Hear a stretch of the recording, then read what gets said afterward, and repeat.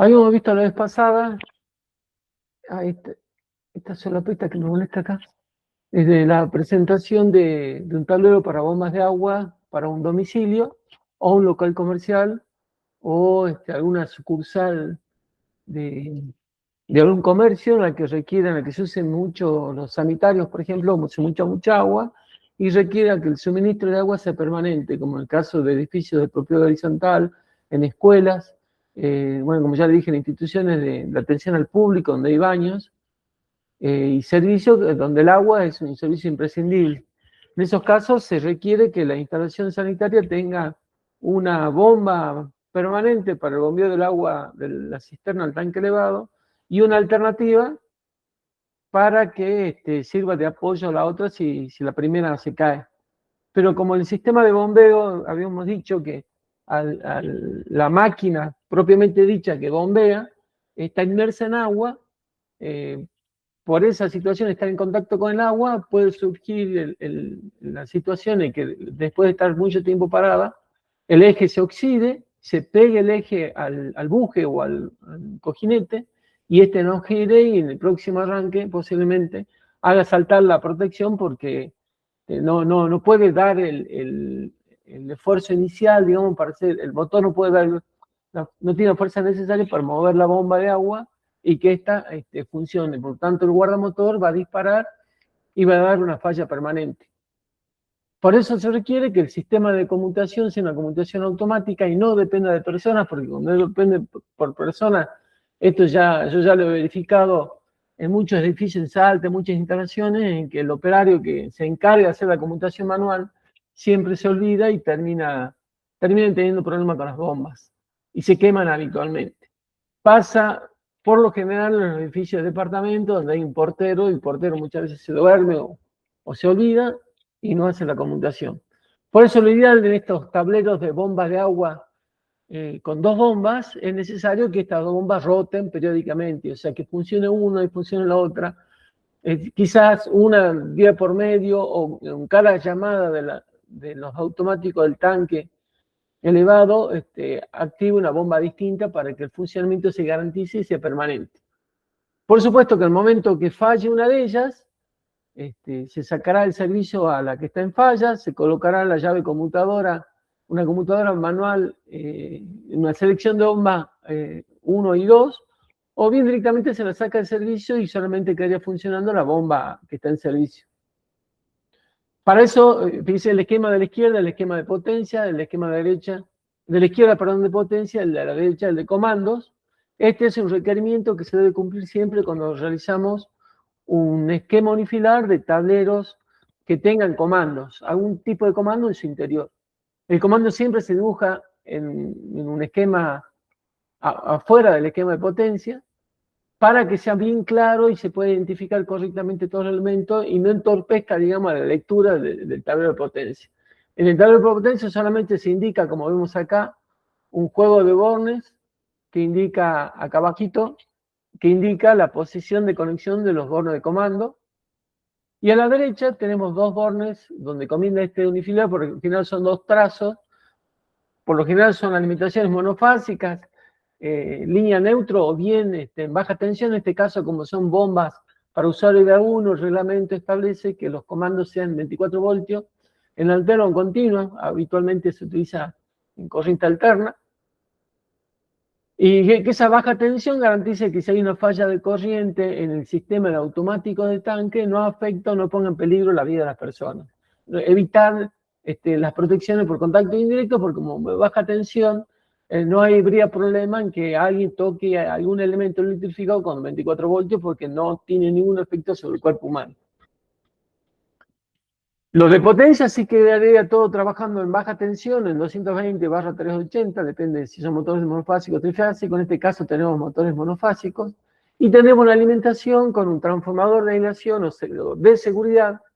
El transformador de seguridad tiene un cumplimiento particular de la norma que indica que los bobinados están separados por una placa metálica. O sea, son dos bobinados, no uno encima del otro, sino uno separado del otro, por una pantalla metálica, esa pantalla metálica puesta a tierra, de tal forma que si el primario tiene una falla, una fuga de corriente, una falla de aislación, esa falla de aislación va a tomar contacto con esa placa que separa ambos bobinados y va a hacer actuar, en este caso, el diferencial que se encuentra en la cabecera de este tablero de bombas. Recuerde que hemos dicho que en un tablero seccional, estamos hablando de un tablero seccional porque no es el principal, es un tablero seccional, en la cabecera tiene que tener un interruptor de corte general. Ese interruptor de corte general en cualquier tablero seccional puede ser una termomagnética, un seccionador o un interruptor diferencial. En este caso se colocó un interruptor diferencial de 2 por 25 amperes. Espero que voy a salir un ratito para poder configurar la herramienta que tengo del Power, el PowerPoint. Me olvidé que era...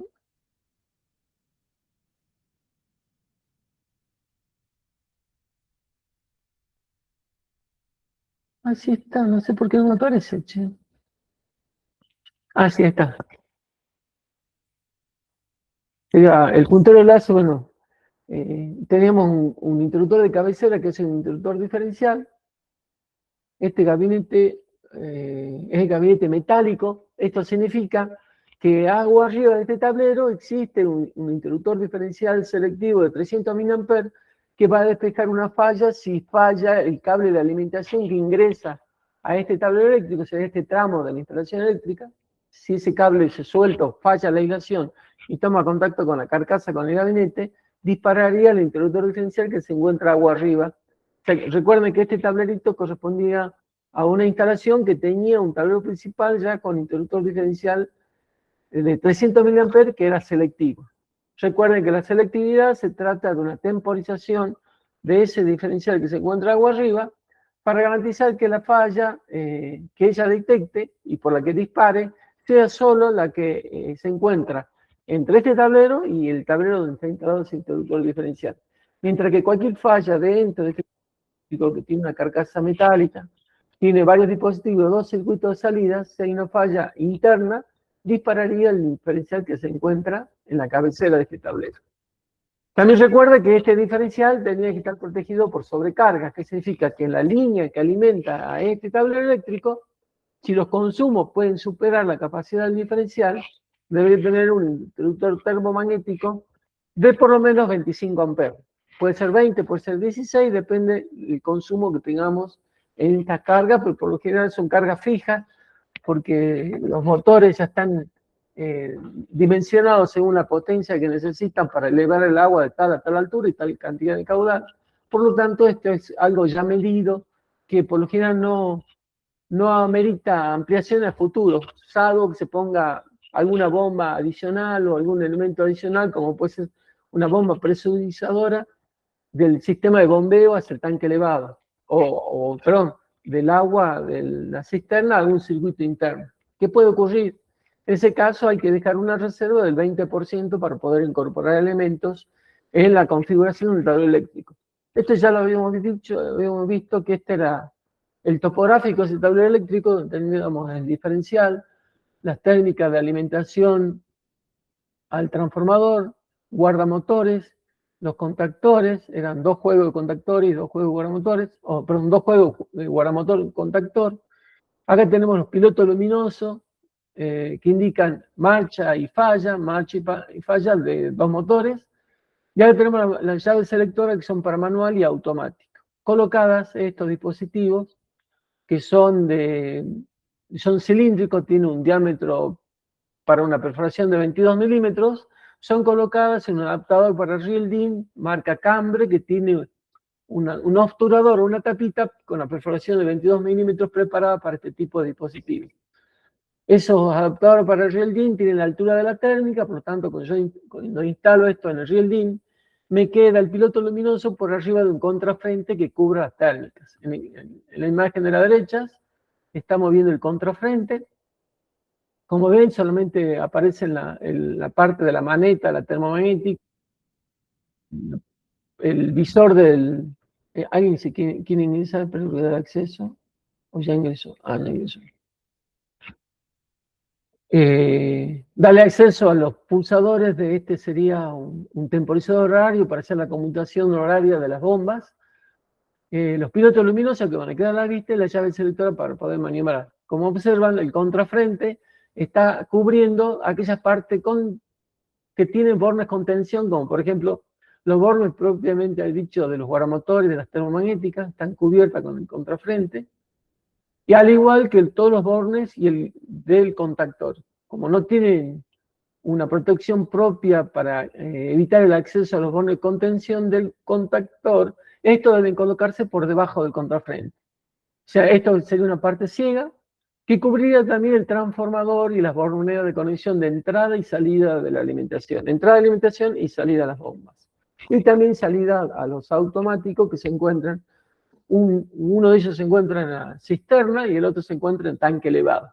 Son dos juegos de contactos automáticos de tanque que activan o llaman, y como se dice en la jerga de la instalación eléctrica, llaman al contactor para que haga funcionar la bomba y ésta rellene o complete el llenado del tanque elevado.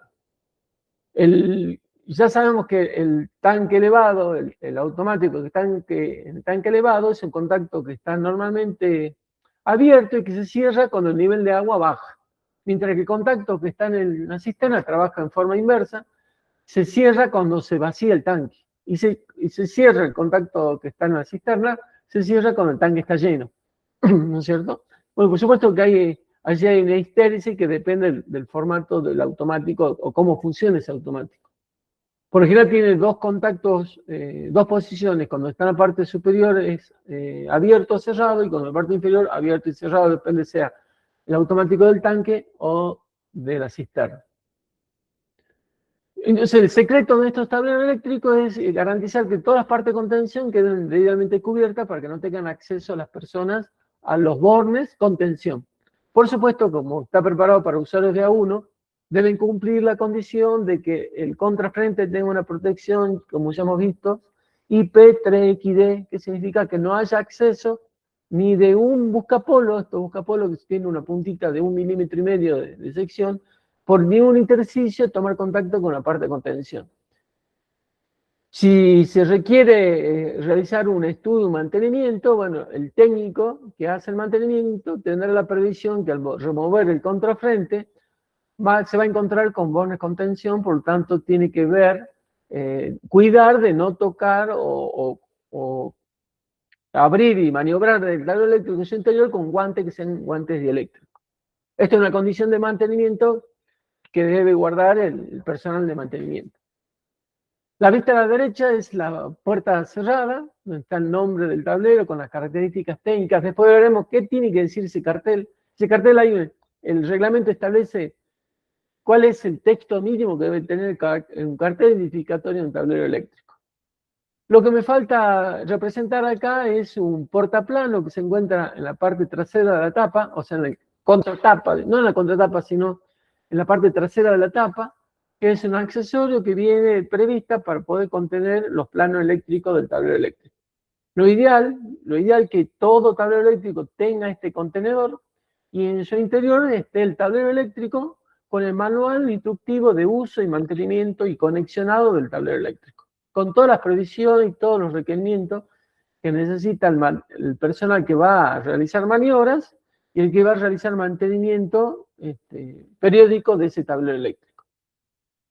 Ese manual también lo daremos al final del curso. Yo daré una guía de cómo construir, cómo diseñar un manual de un tablero eléctrico y cuál es la información básica que debería adjuntarse a ese manual. Esta es una obligación y ya lo establece el reglamento en el capítulo 720, el 9364, parte 771, capítulo 20, bastante largo, digamos, el título del capítulo. Establece cuál es el texto y cuál es el contenido de la información técnica que debe tener la documentación que acompaña el tablero eléctrico. Como ya le dije, eso debe estar contenido preferentemente en un portaplano que se encuentre en la parte trasera de la puerta de acceso al gabinete. Allí está el esquema unifilar, el esquema topográfico, está el esquema, si es necesario, de comandos, de potencia y comando, perdón, unifilares, dije el topográfico, y el manual de instrucciones para la instalación, el mantenimiento y la ampliación si se va a ampliar el tablero eléctrico. Y hay ciertos textos que yo ya les comenté en algunas ocasiones, pero que es un texto que debe estar impreso en un autoadhesivo y colocarlo dentro del tablero eléctrico, como es un cartel que indica que el gabinete, en el caso de mantenimiento o de ampliaciones, se deben verificar todas las condiciones de la instalación original. Por ejemplo, si yo amplío un gabinete y aumento la potencia instalada, debería garantizar que el interruptor de cabecera tenga capacidad para esa nueva carga, que el interruptor que se encuentra agua arriba soporte esa nueva carga y que el cable que está alimentando el tablero también cumpla con las condiciones de corriente admisible de acuerdo a las protecciones instaladas, a la capacidad del consumo que tiene con esa ampliación. Esas son algunas de las informaciones que hay que agregar en ese manual instructivo para el uso y mantenimiento del tablero.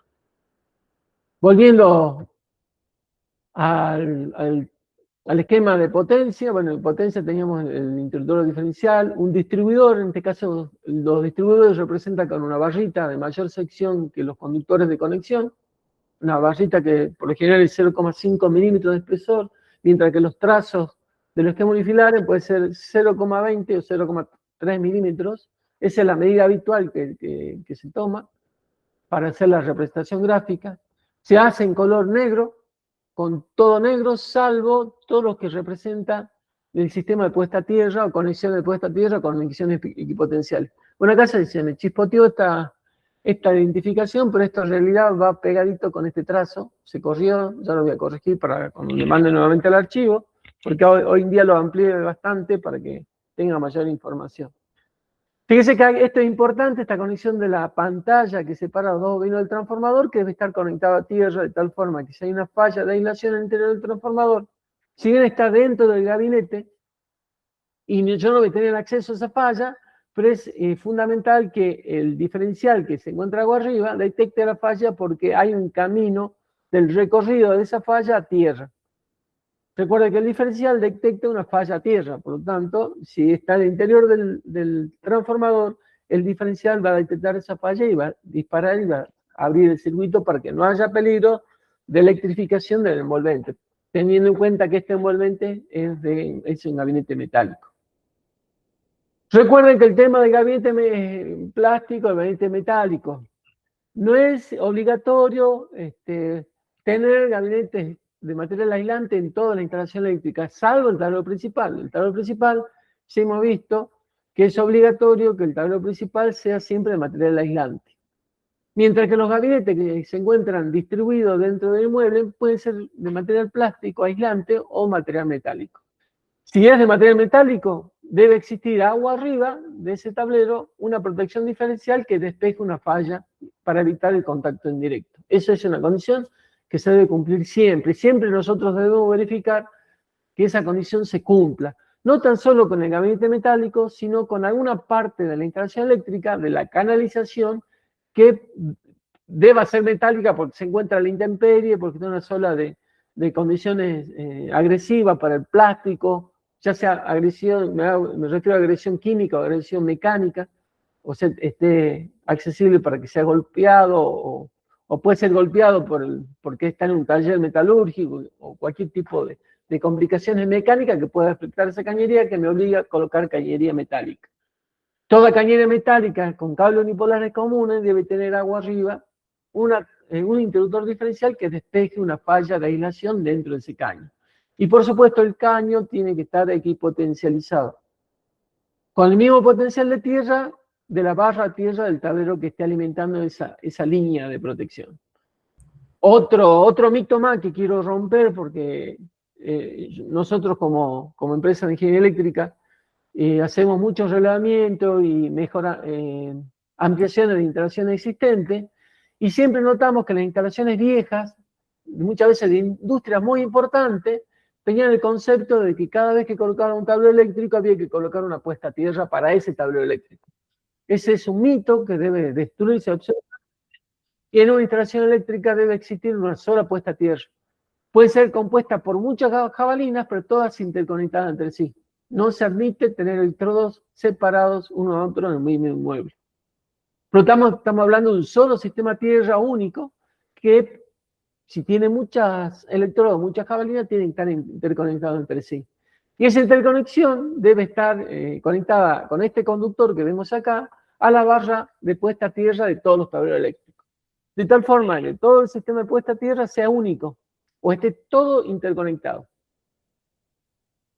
Hay ciertos proveedores de equipamiento, sobre todo de electromedicina o de medición, que puede ser para laboratorios, puede ser para laboratorios no tan solo medicinales, sino de laboratorios de mecánica, laboratorios de instrumentación, que piden que, por ejemplo, esperen que enchufe la computadora que se me está acabando la batería, esperen un segundito.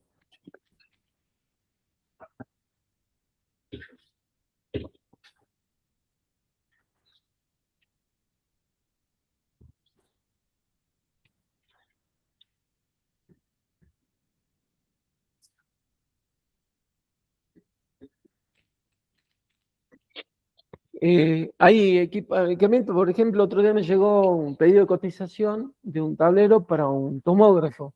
Y en las especificaciones del fabricante del tomógrafo decía de que el tomógrafo debería poseer un sistema de puesta a tierra independiente de 5 ohmios y otro, dice 5 ohmios para la carcasa o el equipamiento mecánico, la parte metálica, y 1 ohmio para la parte de electrónica. Bueno, eso es un error garrafal que cometen los proveedores de equipos de maquinarias, porque sí te puede pedir que tenga una resistencia de 5 ohmios, pero no te pueden decir que sea independiente, porque tener una tierra independiente en un inmueble significa que voy a tener dos tierras, y dos tierras con distintos potenciales, que puede ser peligroso para la instalación eléctrica o para las personas que se encuentren en esas instalaciones. Las puestas a tierra, tengan en cuenta que son electrodos que están en el suelo y por el suelo circulan corrientes que pueden inducir tensiones en electrodos. Y si tengo dos electrodos interconectados entre sí, circulando corrientes distintas por el suelo, pueden generarse tensiones de contacto en los electrodos, quizás no sean peligrosas, pero sí pueden provocar alguna posibilidad que se acerquen a esas tierras, una chispa que puede provocar algún daño o provocar alguna falla en un equipamiento electrónico. Por el caso de los tomógrafos, lo que dicen ellos es que una tierra mala puede provocar fallas de lectura del equipamiento. Pero no obstante, y esto me llama la atención, le colocan transformador de aislación. ¿Qué significa? Si tienen transformador de aislación, no requiere que tenga una tierra importante, porque la tierra la pueden conectar a cualquier tierra de cualquier valor de tensión, de tal forma que, uno de los polos de salida de transformador puede poner a la tierra de tal forma que en ese polo y la tierra tengan el mismo potencial. Por lo tanto, el equipamiento no va a sufrir ningún desperfecto en las plaquetas electrónicas de una diferencia potencial entre la tierra y cualquier parte de los componentes electrónicos. Entonces, muchas veces hay incongruencia y desconocimiento de los mismos proveedores, y nosotros, como instalador electricista, lo que tenemos que garantizar es que le podemos realizar una tierra independiente como ellos quieren, pero tiramos un cablecito y la conectamos con la tierra del resto de la instalación eléctrica.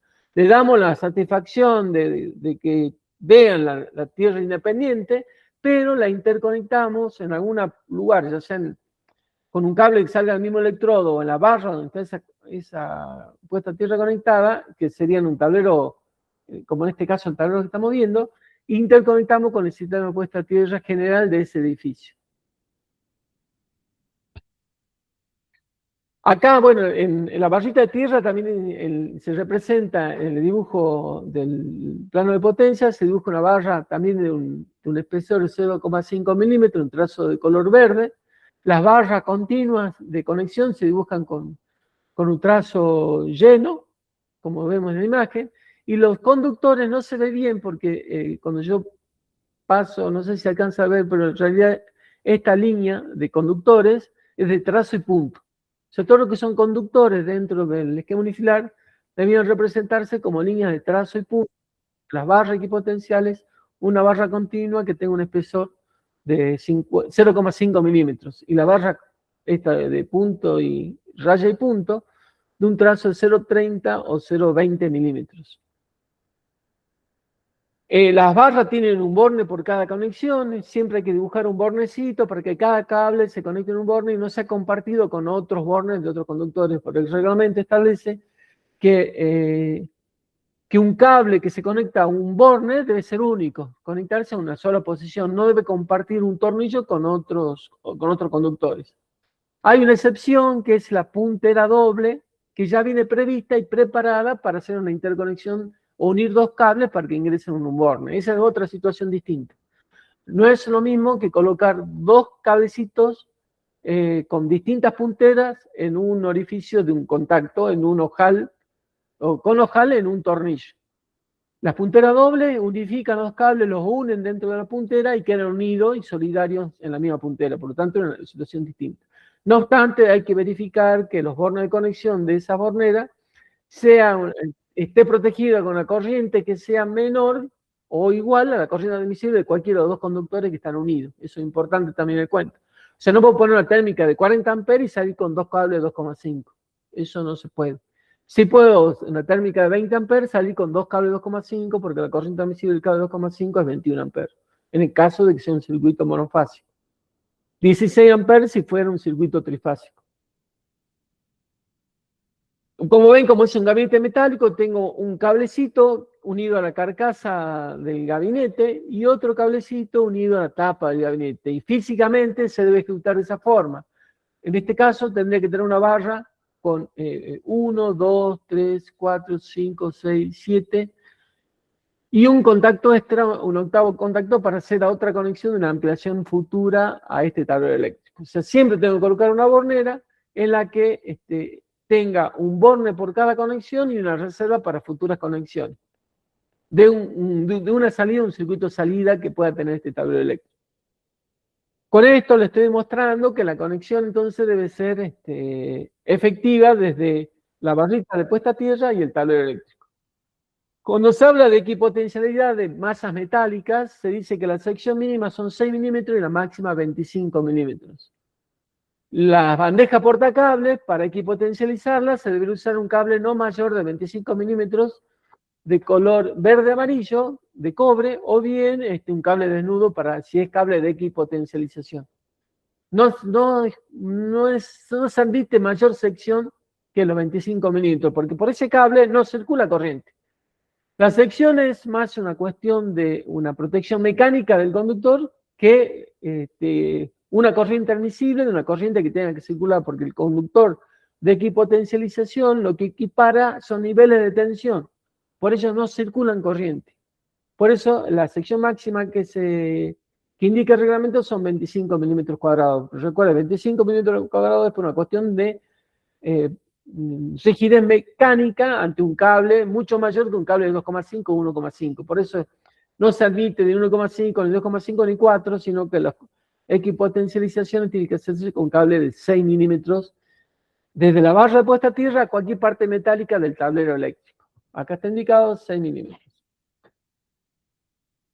También el gabinete debe tener, de hecho vienen, ya de fábrica bien previsto, con un tornillo con la tuerca y contratuerca en la puerta, otro tornillo con tuerca y contratuerca en el cuerpo del gabinete.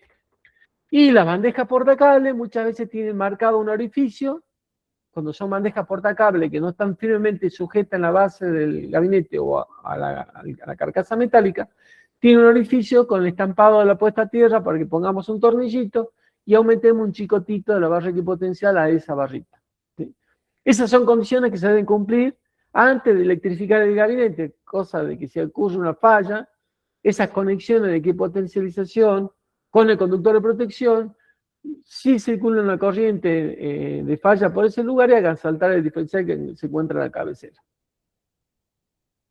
¿Sí? ¿Alguna pregunta hasta ahora de lo que dije o ni una?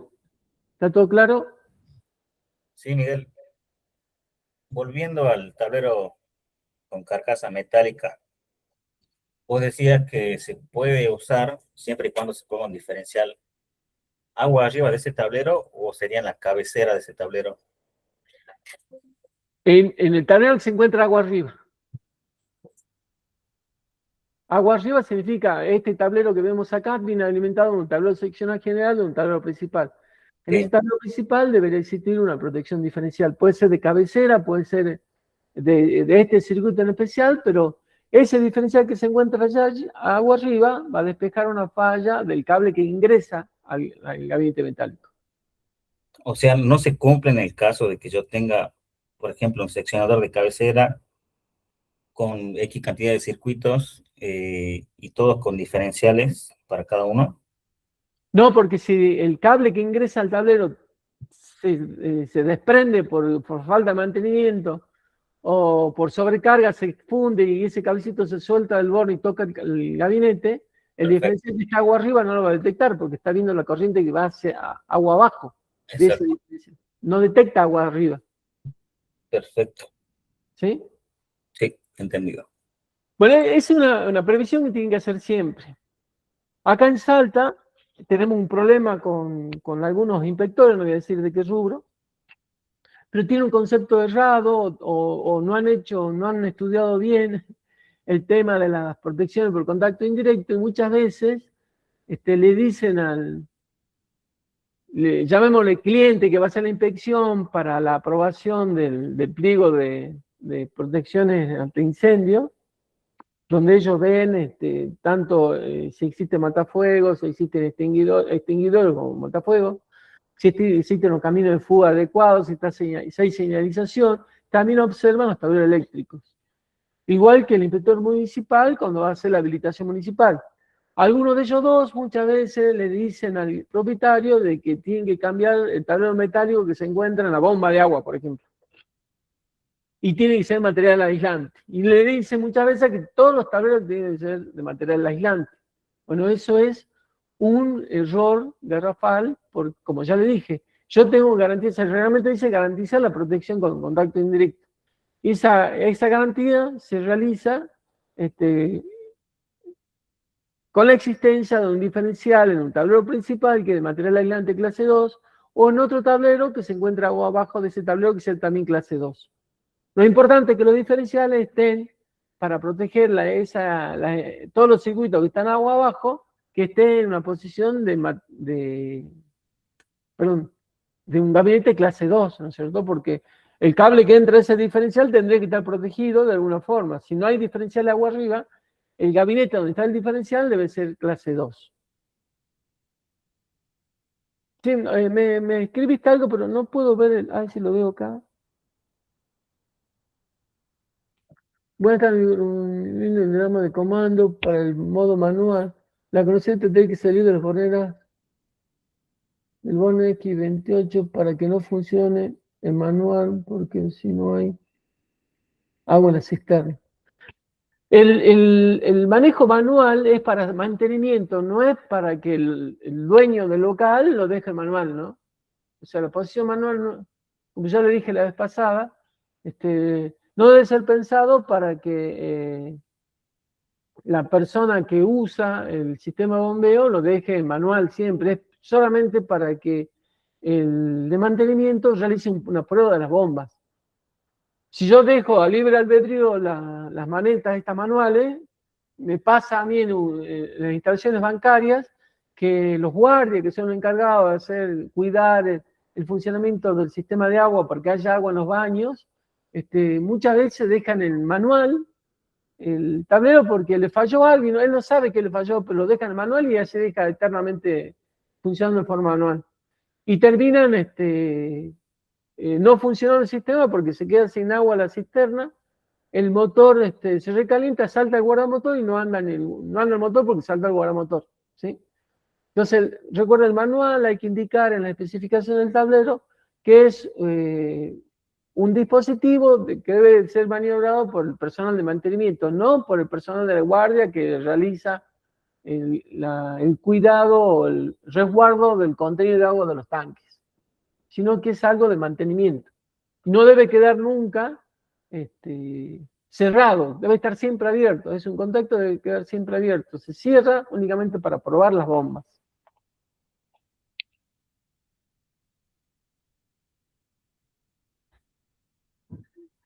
Ahora, si yo quiero garantizar que esta persona no me no me hagan, deje de funcionar la bomba si no hay agua en la cisterna, bueno, sí, ahí tendré que cambiar la posición del contacto del nivel de la cisterna. Y alimentar, ver cómo alimentar entonces las bombas, pero se me complica un poquito el circuito, ¿no? No es tan fácil, digamos, si yo conecto estos dos extremos, los conecto de acá, ya no tendría una posición manual automática, sino que anularía este contacto. Ay, perdón, yo estoy marcando. Se me fue. Ah, acá está.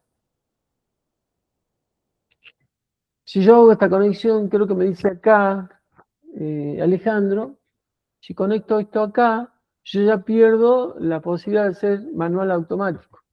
Y manual automático me voy a quedar con la misma llave, o sea, voy a estar forzando el funcionamiento de la bomba 1, 2, cuando está también funcionando el circuito del tanque elevado.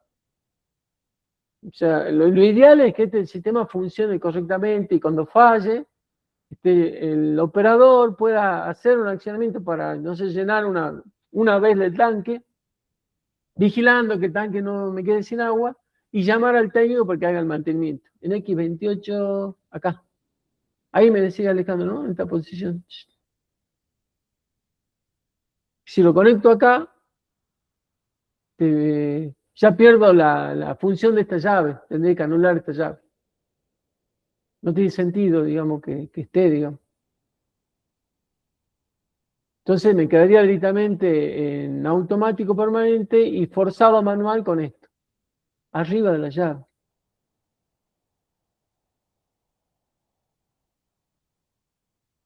Ah, este borne de acá, si vos, ponerlo acá.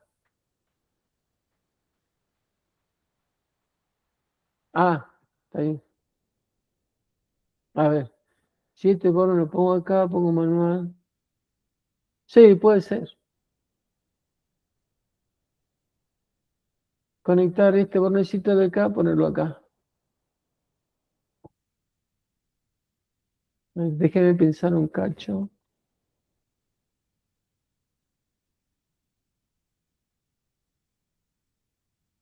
Pongo manual.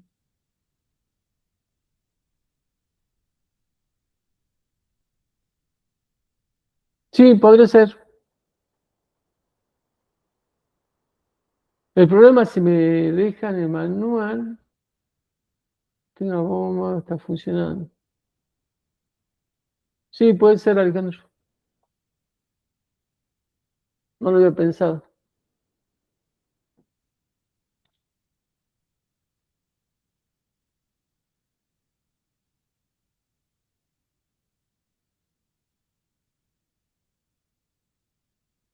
Sí, el problema es si falla el nivel de sensor, el nivel, vos no sabés si está fallando el nivel de la cisterna o está fallando el nivel del tanque elevado.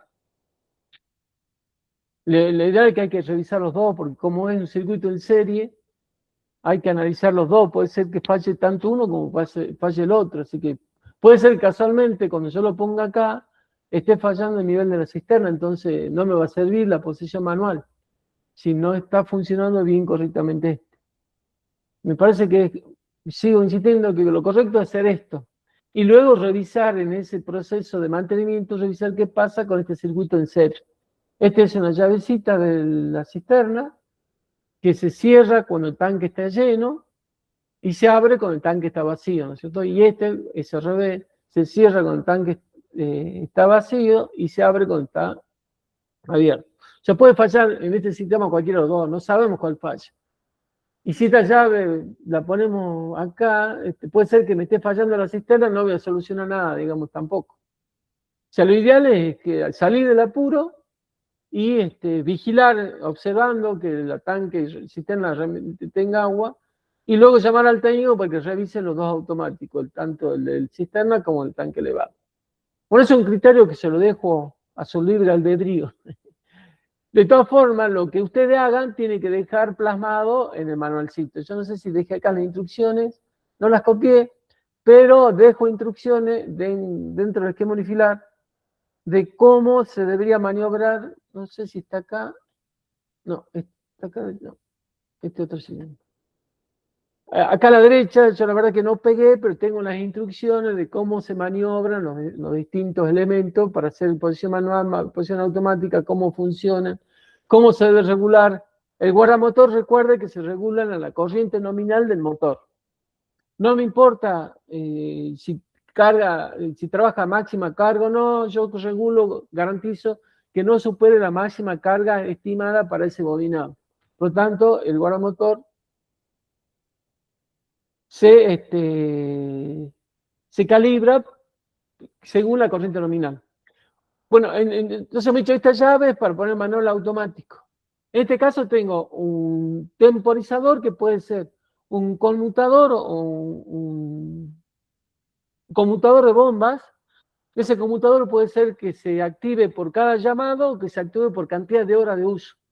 Hay dos formatos que están en el mercado, que ofrece uno, creo que TBC, otro ofrece Montero, o puede ser un reloj horario, donde yo ya tengo estipulado la cantidad de tiempos que necesito que funcione cada bomba por día, y puede ser si un uso intensivo durante, como el caso, por ejemplo, de los locales comerciales que tengo, de restaurante, que tengo el mediodía y tengo la noche, puedo programar para que una bomba ande durante el día y otra ande durante la noche, de tal forma que se vayan alternando el funcionamiento de ambas, día a día, ¿sí? Entonces, con este reloj, si es un reloj temporizador semanal, es un temporizador en el que yo puedo regular por día y por semana y por hora de forma distinta. Entonces puedo programar de que una y otra bomba se conmute según como yo vea que es el consumo en ese inmueble. Inclusive puedo obviar que en los días feriados no funcione, porque hay relojes horarios que tienen inclusive un tipo calendario en el que yo puedo fijar fechas para que no funcione, por ejemplo. Para que no se active, por supuesto, si no hay consumo, los automáticos no van a llamar y por más que mi reloj conmute, si los interruptores de nivel no me llaman, esto no va a funcionar, no va a funcionar la bomba. Es una cuestión de estudiar mi consumo y programar ese reloj de esa forma. Si un reloj horario, como ya le dije, pues lo podemos programar de esa forma. Si un contador de funcionamientos o de accionamientos, tipo flip-flop, que cada vez que llama me cambia de posición, como el circuito que vemos más después, vamos a ver que sin tener ningún temporizador, ningún computador, ningún instrumento electrónico, solamente con contacto y un contacto auxiliar, yo puedo hacer la conmutación automática de bomba. O sea, cada vez que me llame la serie esta de nivel de cisterna, nivel tanque elevado, cuando se cierran los dos, me llama una bomba y en la próxima llamada me va a conmutar a la otra bomba de forma automática. En este caso es por horario. Hay otro, como le dije, hay otro contador que cuenta horas de uso.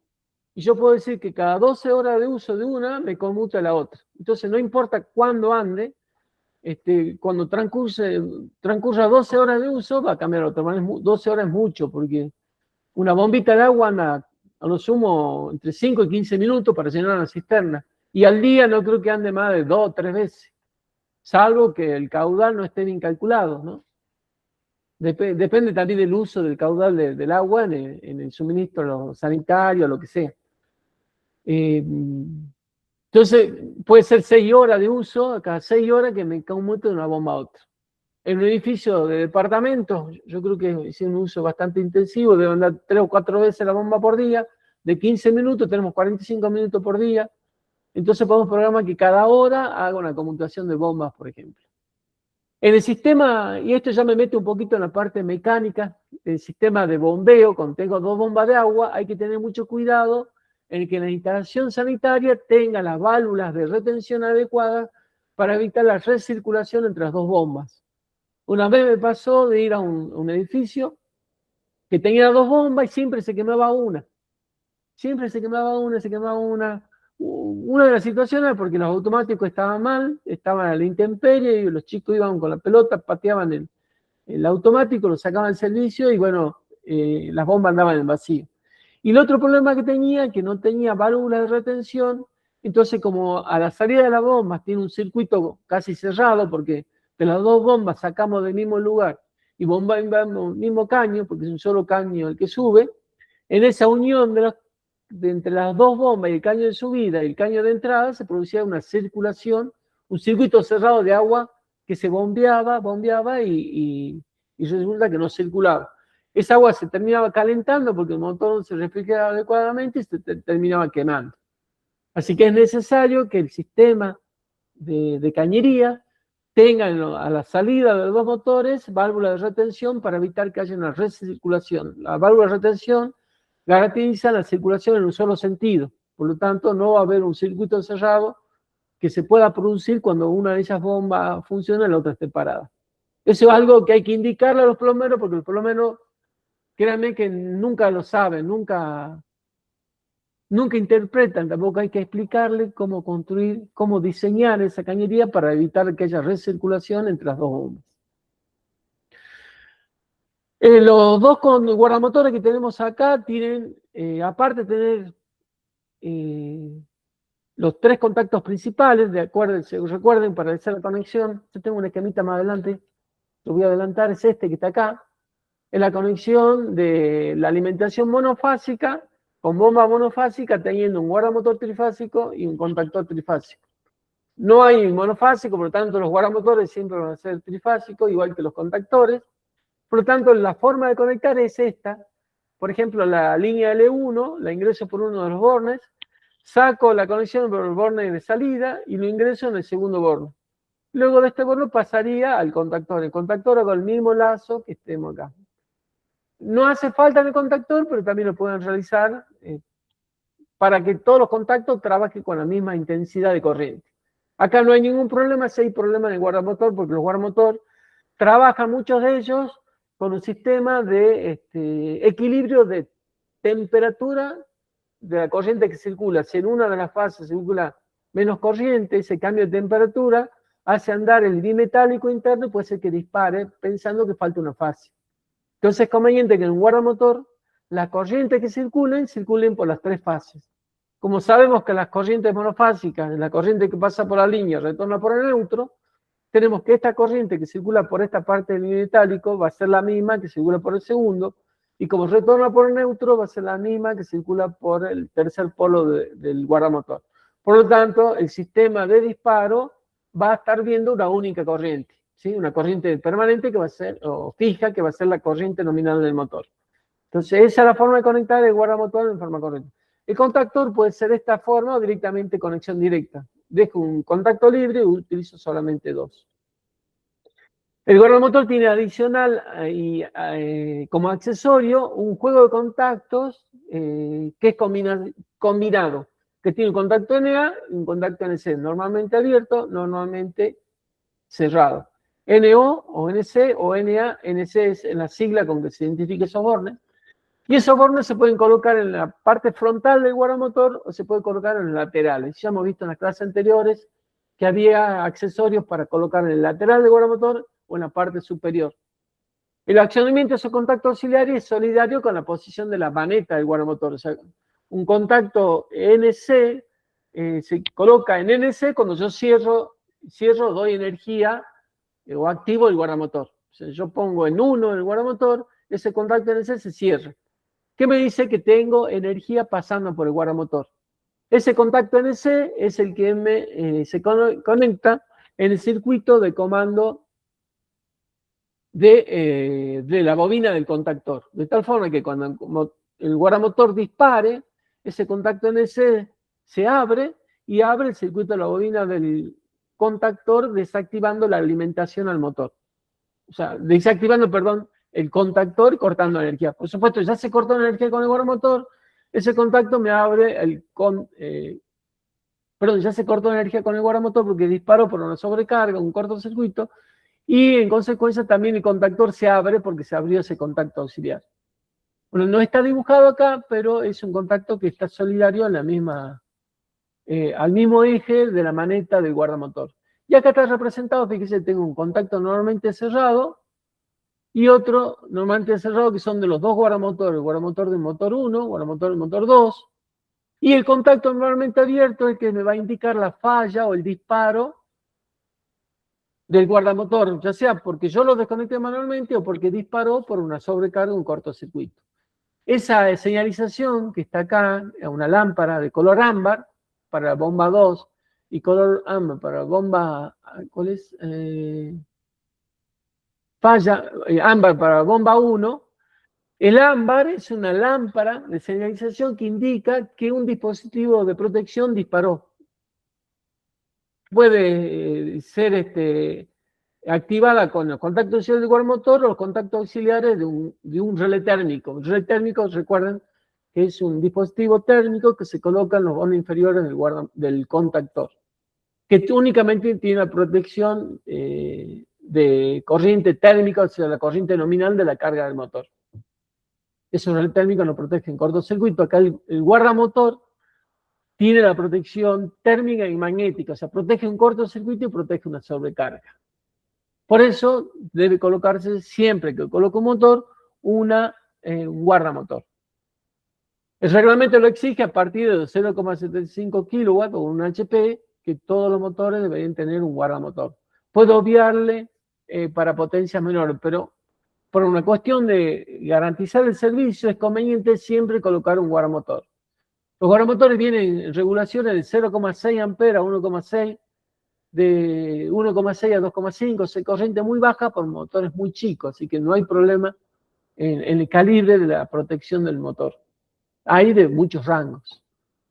Y luego tenemos otros pilotos que están acá de color verde, que se cierran, se encienden cuando el contactor, que tiene un contacto auxiliar asociado a su contacto principal, cierran y activan la pilota luminosa indicando que hubo un accionamiento.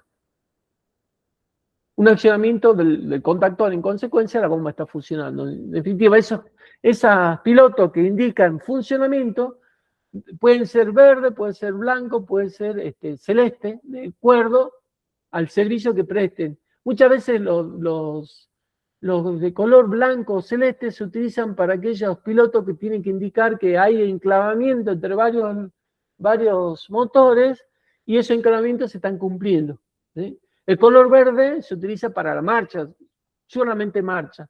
En cambio el blanco y el azul o celeste se indican habitualmente para que la función de enclavamiento de un motor con otro, con los contactores, se esté cumpliendo, ¿sí? También van a indicar marcha, pero una función adicional que es enclavamiento entre dos motores. El rojo no se utiliza, el rojo únicamente se debe utilizar cuando haya peligro. Por ejemplo, cuando yo tengo un golpe de puño y debo activarlo porque hay un peligro, ya sea porque, no sé, mecánicamente va a ocurrir algo si sigue funcionando, o hay un incendio en la parte eléctrica y quiero cortar energía, un pulsador de parada de emergencia, que es un pulsador que tiene un diámetro de 30 o 40 milímetros de diámetro, insertado en una caja de color amarillo o insertado en una caja que tiene un círculo amarillo, ese contraste rojo-amarillo indica parada de emergencia. Puede tener también contacto auxiliar que me encienda una lámpara roja, indicando que el pulsador de emergencia sea activado. Entonces tengo un piloto que debe estar en el mismo gabinete de ese pulsador, indicando que se activó el pulsador de emergencia. El rojo entonces es una lámpara que indica peligro. No indica ni presencia de tensión, ni no se debe utilizar para presencia de tensión o accionamiento de algo, sino que se debe utilizar exclusivamente cuando haya una señal de peligro, que puede ser peligro eléctrico, peligro mecánico, peligro de la vida de las personas, o riesgo de las personas que están utilizando esa máquina eléctrica o esa instalación eléctrica. Después vamos a analizar un capítulo que habla de todo lo que es identificación con colores de elementos de accionamiento, como son perillas, pulsadores, para emergencia, y señalización. Hay un código de colores que se debe respetar en las instalaciones de los tableros eléctricos. Pues ya le di las 3 pautas fundamentales, que es el ámbar para indicar que un dispositivo de protección se activó, es el verde para indicar presencia de tensión o marcha de algo, el rojo para indicar peligro, alto riesgo con el uso de la energía, uso de esa maquinaria, si una máquina o es una instalación eléctrica es peligroso, por lo tanto queda encendido. Y a veces inclusive se agregan buzzer para indicar con una alarma que hay alto riesgo, como es el caso del sistema contra incendios, donde los interruptores diferenciales son dispositivos diferenciales que activan lámparas y sonidos o alarmas que indican peligro. No cortan energía, porque si cortan energía se apaga la extinción del incendio, sino que es un sistema de alarma que me permite a mí indicar que hay un riesgo de electrocución o un riesgo mecánico dentro de ese bombeo. No lo paro y eso va a discernir el bombero si va a apagar o no el sistema o simplemente evitando tener acceso a ese lugar va a evitar el riesgo de tener un shock eléctrico si en caso de una fuga de corriente, por ejemplo. Los pulsadores también tienen un código de colores similares. Lamentablemente, no sé por qué en la Argentina se usa el rojo para paradas de accionamiento de motores. Ese pulsador, el verde rojo, ese que son dobles, viene de color verde y viene rojo. No debería utilizarse el rojo. Pero bueno, así está bien y estamos acostumbrados a utilizar el rojo como pulsador de parada. En realidad debe ser otro color, que no sea de color rojo. El rojo dejar exclusivamente para el elemento de parada de emergencia y de emergencia. ¿Sí? De alto riesgo para el uso de la instalación eléctrica. Como ya le dije, un riesgo eléctrico, un riesgo mecánico, por el uso, por ejemplo, de una cinta transportadora que si está funcionando y tiene un desperfecto, tengo que pararla. Por lo general, entonces, los circuitos de comando tienen una línea de un potencial, la otra línea de otro potencial. En este caso, se identifica como 24 voltios de diferencia potencial. Tengo potencial 24, 0. Este es, digamos que es una mentirita, porque en realidad no es que el cable de abajo tiene cero tensión, sino que la referencia de tensión con respecto a arriba es 24 voltios. Como sale de un transformador de seguridad, no tengo identificado cuál tiene potencial. Yo sé que la diferencia potencial es 24 voltios. Entonces le asigno 0 al borne inferior y el 24 voltios al borne superior. Y de ahí voy interconectando todos los elementos del comando. Como dije, el sistema de bombeo de agua, el sistema debe ser todo el control y maniobrabilidad de las personas inexpertas, de A1, debe ser realizado en 24 voltios. Alterno a continuo. Acá con corriente alterna es suficiente. ¿Alguna preguntita de lo que estamos viendo? ¿Alguna duda? ¿Todo bien? Bueno. Hay un sistema de alternancia que es con contactos auxiliares. Bueno, este ya les mostré, ¿no es cierto? Es el topográfico. Faltan las cotas, no está puesta la cota, porque no puse las cotas porque son muy chiquitas las letras y no se las lee. Por lo tanto, las oculté para que no se le vean, pero esto debería estar acotado. O sea, cuando yo imprimo el plano y lo dejo adjunto al esquema unifilar, debe estar acotado y con toda letra legible, ¿no? Acá, cuando yo pego esto acá en el PowerPoint, no lo puedo ver con buena definición porque el objeto es ver en general, no con detalles. Lo importante es que todos los elementos estén identificados con su función, ¿sí? Tengan su función en el contrafrente claramente identificada. Y cuando si es un contrafrente que se remueva, cuando yo remuevo, el objeto que queda abajo tendría que seguir identificado.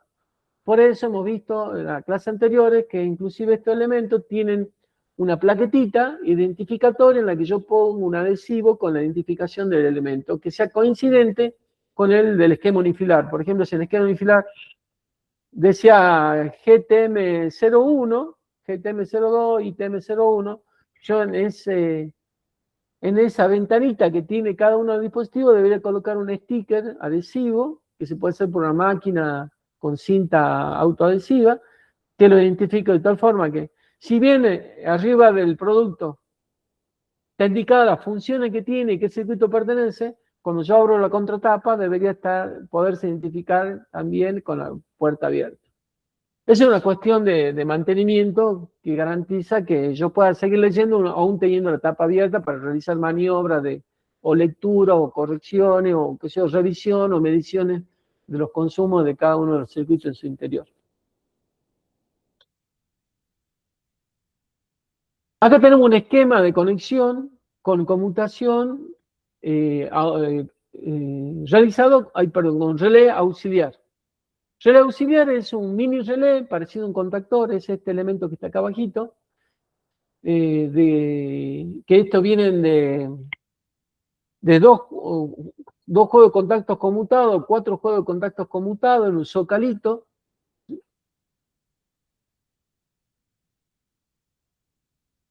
No sé qué me dice.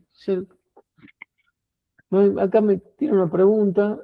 La posición del trafo no tendría que estar ubicada arriba por la disipación de calor y no afecte los otros accesorios o llaves. De acuerdo a la potencia del transformador, porque si yo pongo un transformador que esté holgado en la carga de la...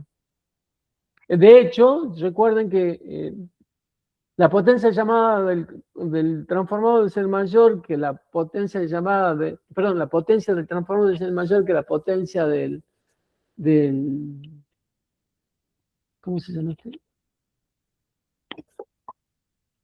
De la bobina del contactor. Sí, podría ser, tener razón, podría ubicarse en la parte superior de acá del tablero eléctrico. Pero si esto no levanta temperatura, si está bien calculado y el consumo no es uso intensivo, porque en este caso no es uso intensivo, solamente se activa el contactor o hay corriente de carga cuando funciona el contactor y no son más de 15 minutos, no hay sobrecalentamiento del contactor, perdón, del transformador. No es lo mismo en circuitos donde yo tengo muchas cargas que anden constantemente. En este caso, recuerden que el funcionamiento de estos contactores va a ser de 15 minutos cada hora, cada 2, 3 horas. La solicitación al transformador es intensiva solamente en el arranque, cuando cierra el contactor. Luego se mantiene una carga muy baja de consumo. Por ejemplo, esos contactores que vemos acá tienen una potencia llamada 70 volt-ampere, ya este transformador de 75 volt-ampere, que solamente me entrega esa potencia en el momento que cierra el contactor. Una vez que cierra, se mantiene ese contactor cerrado con 7 volt-ampere, o sea, el 10% del transformador.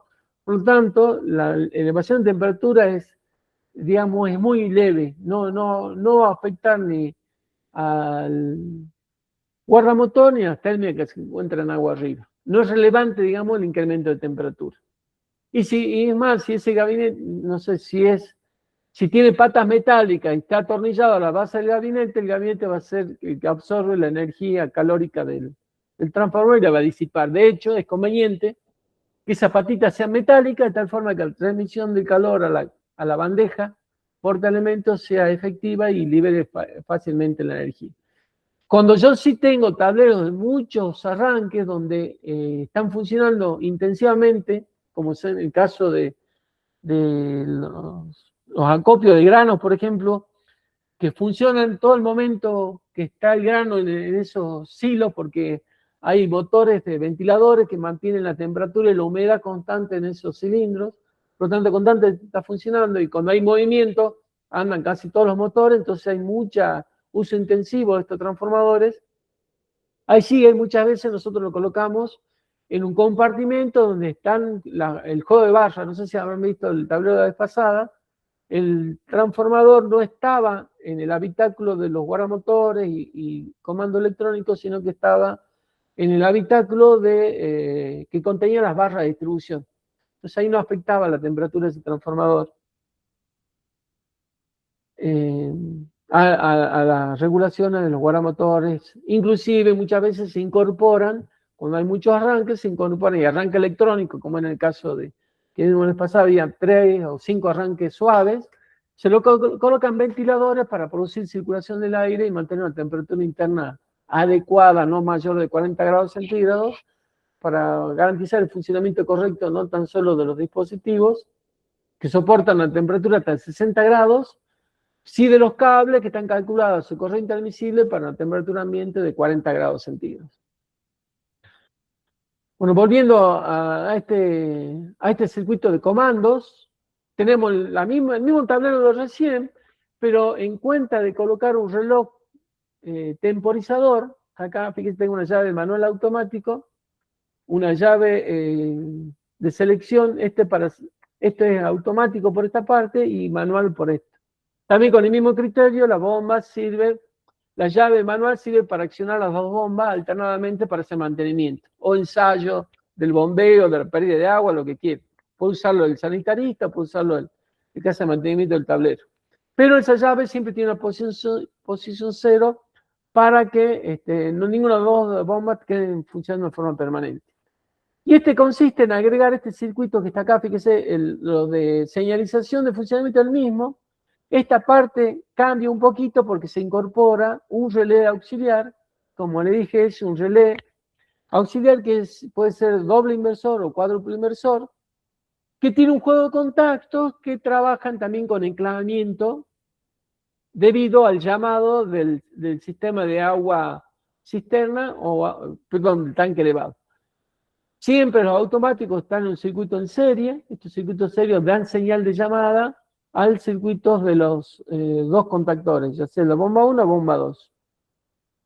Y esto lo que hace este sistema con el relé auxiliar es que el relé auxiliar en condiciones normales sin funcionamiento me activa mediante un contacto auxiliar, de ese contacto auxiliar, el circuito de la bomba 1. O sea, si esto cierra, si yo tengo acá el tanque de reserva lleno, ¿no es cierto? Esto está cerrado, y tanque elevado me cierra este circuito, la alimentación de este polo va a ingresar por acá, va a ingresar a este contactor y lo va a activar. No ingresa al otro contactor porque tiene este contacto abierto. Este contacto abierto es paralelo a este, o sea, si uno está cerrado, el otro está abierto. Y este contactor está desactivado. Entonces, cuando esto inicialmente se activa, esta bomba se activa, el contacto auxiliar de ese contactor que está acá abajo se cierra y queda un circuito en paralelo de este circuito alimentando a la bobina y este otro circuito. Al mismo tiempo, cuando eso ocurre, fíjense que acá tengo un contacto auxiliar cerrado, que es el contactor 2, normalmente cerrado. Tengo un contacto auxiliar del contactor 1, que también se cierra al mismo momento que se cierra el enclavamiento de ese contactor de K1. Cuando se cierra, se activa el relé. Cuando se activa este relé, se abre el K01 y quedaría andando la bomba 1 enclavado por este circuito. Ay, perdón, me olvidé de poner el cursor. Queda funcionando por este sector la bomba B1. Cuando esta para, ¿sí? Cuando esta bomba se para, este reloj quedó activado, este contacto quedó abierto y este otro contacto quedó cerrado. ¿Qué significa? Que en la próxima llamada del automático, no va a funcionar y va a funcionar la segunda bomba. Cuando funciona la segunda bomba, ¿sí? Este contacto se abre, queda enclavado por acá y queda funcionando la bomba. Pero al mismo tiempo, ¿sí? Este contacto se abre y esto se desenergiza, o sea, vuelve a la posición inicial para que quede activado en el próximo accionamiento de la bomba 1. Entonces, en definitivo, esta combinación de estas tres bobinas, tres contactores, el contacto auxiliar y los contactores que teníamos anteriormente, hacen a veces de conmutador automático.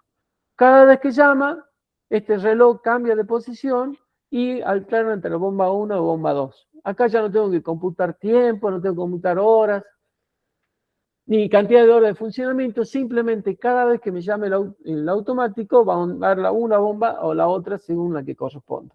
¿Sí? Esta conmutación es muy práctico, me obvia el control del reloj horario y lo puedo dejar funcionando eternamente, que no va a fallar mientras toda la alimentación se haya realizado correctamente. Y se mantenga la protección adecuada para los circuitos de sobrecarga en el caso bueno, como tengo un transformador, salvo que haya una sobretensión en la entrada, esto puede fallar. Habitualmente se amortigua bastante con el transformador y este circuito es bastante efectivo, salvo que fallen los contactos por funcionamiento.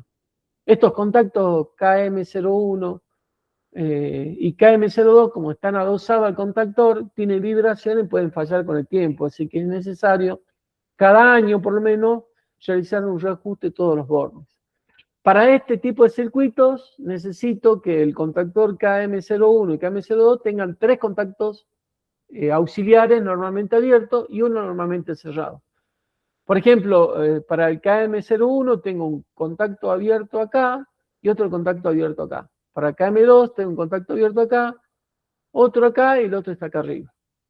Y los normalmente abiertos para señalización de marcha, para las dos bombas, y los contactos auxiliares de los guardamotores, al igual que en el circuito anterior, para indicar el disparo del guardamotor, o puede ser que disparó el guardamotor o que está abierto el circuito, o sea, no está energizado.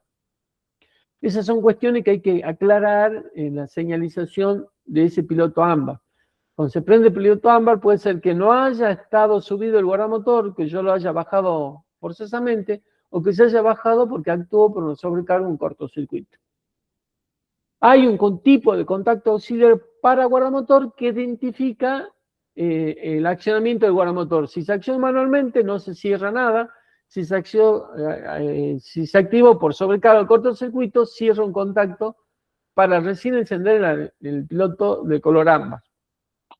A veces encarece un poco, no es necesario, sí es necesario para aquellas máquinas donde yo tengo que tener mayor certeza del accionamiento para poderla resolver más fácil, como es en la industria, en cintas transportadoras, máquinas rellenadoras, por ejemplo, de productos en una bolsa, son embolsados, por ejemplo, de productos, donde yo necesito que ese funcionamiento lo pueda identificar rápidamente y solucionar rápidamente. Este sistema no amerita, por tanto, alcanza con contacto normalmente abierto y cerrado, solidario a la maneta del guardamotor. Fíjense, el circuito es sencillo, solo tengo que agregar contactos auxiliares y este relé auxiliar, que puede ser, creo que es cuádruple inversor, ¿sí? Para poder hacer el servicio de conmutación de dos bombas automáticas. ¿Alguna preguntita? Porque si un defecto, vamos a un descansito de 15 minutos. ¿Quieren hacer una consulta? Eso sería, ¿Alguna que tenga de cómo solucionar los circuitos dentro del tablero eléctrico? eso sería un ciclador de bomba. O sea, Un viene ciclador de bomba, sí, mecánico, electromecánico. bien. O sea, ¿Sí? el dispositivo ya viene para cumplir esa función, ¿verdad? ¿Cómo? El dispositivo ya viene para cumplir esas funciones. ¿Cuál dispositivo? El ciclador de bomba, No, el ciclador es otra cosa, es un elemento electrónico que tiene otras funciones distintas.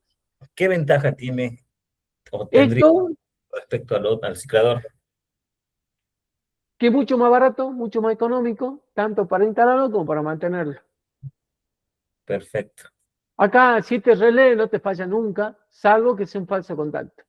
Yo la experiencia que tengo con los relés, los auxiliares, los contactores, que no se te quema nunca, salvo que haya falso contacto. Claro.